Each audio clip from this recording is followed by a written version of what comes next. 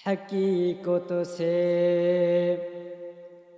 तो दुनिया बेखबर हा गए दुनिया की नुमाइश पर नजर है नमी गुयम के आज दुनिया जुदा बागश बहर कारे के बाशी बा खुदाबाश जिसते दुनिया आज खुदा गाफिल बुदाब नय को माशुक नुक्रहो पर जिंदोजा वक़दा रब्बुका अल्ला ताबुदू इल्ला इय्याहु वबिलवालिदैन इहसाना।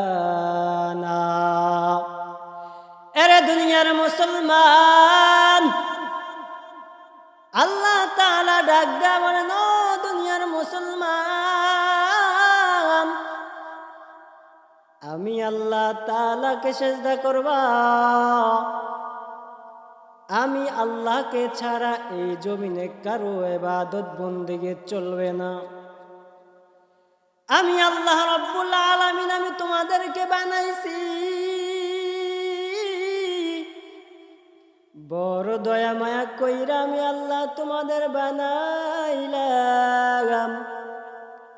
এই জমিনে আমার ইবাদত চলবে। আল্লাহ তাআলা বলেন এই জমিনে কোনো গাছের পূজা চলবে না আগুনের পূজা চলবে না। আমার আল্লাহ তাআলা বলেন এই জমিনে কোনো গাছের পূজা চলবে না।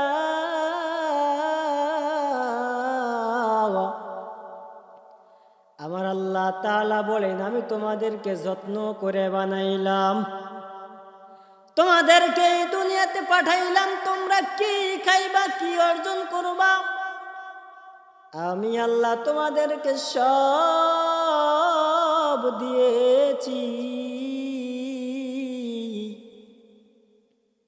আমি তোমাদেরকে ফল দিলাম ফ্রি আমি তোমাদের গাছ দিলাম ফ্রি আমি তোমাদের পাখার দিলাম ফ্রি আমি তোমাদের সব দুনিয়ার সব কিছু আমি আল্লাহ তোমাদেরকে দিলাম ফ্রি। ও দুনিয়ার মানুষ এইগুলো খাই যায় এইগুলো ভক্ষণ কইরা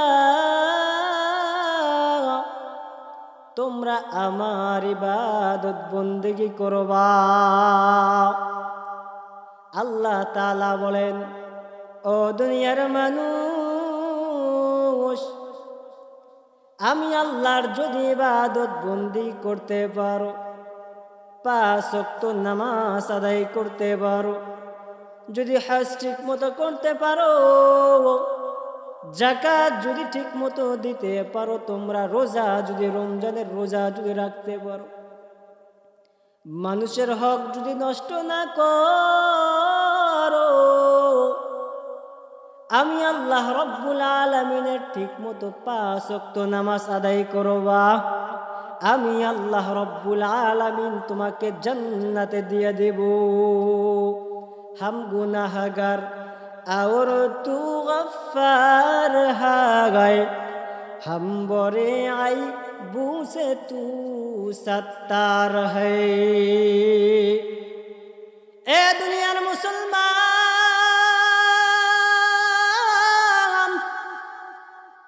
আমার আল্লাহ বলে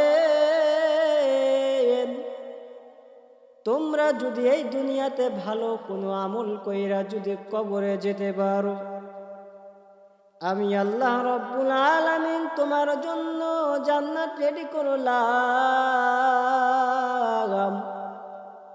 আর যদি খারাপ আমল করে ওই অন্ধকার কবরে যাও কারণ আমি আল্লাহ তোমারে সব কিছু দিলাম ফ্রি বিনিময়ে আমি কিছুই চাইলাম না আমি তোমারে মাছ দিলাম ফ্রি আমি বিনিময়ে কোনো টাকা চাইলাম না কোনো পয়সা চাইলাম না আমারে কোনো কিছুই দেওয়া লাগলো না কিন্তু এর বিনিময়ে আমার তোমরা ইবাদত করে কবরে আসবা। আমার আল্লাহ রাব্বুল আলামিন ডাক দিয়া বলে, ইয়া আইয়ুহাল্লাযীনা আমানুত্তাকুল্লাহা হাক্কা তুকাতিহি ওয়া লা তামুতুন্না ইল্লা ওয়া আনতুম মুসলিমুন।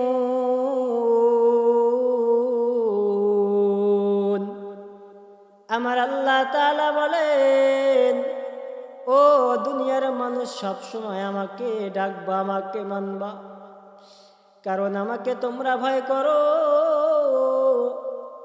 আমি আল্লাহ তাআলাকে যদি ভয় করে কবরে আসতে পারো, আমি আল্লাহ তাআলার ইবাদত কইরা যদি কবরে আসতে পারো, আমার ইবাদত বন্দেগী কইরা যদি কবরে আসতে পারো, তাহলে তোমার জন্য কবর হবে জান্নাতের টুকরা। এরে দুনিয়ার মুসলমান, তাকায় দেখো, তোমার দাদা দুনিয়া থেকে চলে গেছে, তোমার বাবা দুনিয়া থেকে চলে গেছে। এই দুনিয়া কাউরে থাকতে দেয় না। তোমারে এই দুনিয়ায় কিন্তু থাকতে দিবে না। আজরাইল যখন তোমার কাছে আসবে, তখন তোমাকে কিন্তু ছাড়বে না, তোমাকে না নিয়ে পর্যন্ত তোমাকে ছাড়বে না। এই জন্য দুনিয়ার মুসলমান, যদি কবরে যেতে চাও, নিজের ঈমান, নিজের আমলটা পরিশুদ্ধ করে কবরে আসো। যদি আমল কইরা যদি কবরে যাও, তোমার জন্য কবর হইবে জান্নাতের বাগিচা। এ দুনিয়ার মুসলমান, আমার পর্দার আলের মা, আর যদি দুনিয়াতে আমল না কইরা যদি কবরে যাও, তাহলে তোমার জন্য কবর হবে জাহান্নামের গর্ত। এ দুনিয়ার মুসলমান যুবক ভাই, তোমরা দুনিয়ার এক গ্লাস গরম দুধ খাইতে পারো না, জিহ্বাটা পুড়িয়া যায়। এক গ্লাস গরম দুধ খাইতে পারো না, জিহ্বাটা পুড়িয়া যায়। তাহলে তুমি ওই কবরের আযাব তুমি কিভাবে সহ্য করবা? দুনিয়ার আগুন সহ্য করতে পারো না, দুনিয়ার সাপ দেখে তুমি ভয় করো, তাহলে কবরের আযাব কিভাবে সহ্য করবা? সহ্য করা কিন্তু যাবে না। কারণ তুমি যদি কবরে যাও, গুনাহগার হইয়া যদি কবরে যাও, তোমার জন্য হবে জাহান্নামের গর্ত। এ দুনিয়ার মুসলমান, কারণ জাহান্নামের আগুন সহ্য করতে পারবা না। ও দুনিয়ার মুসলমান, ওই কবরের সাপ কিন্তু সহ্য করতে পারবা না। এই পাজরের হাড় ওই পাজরে চলে আসবে।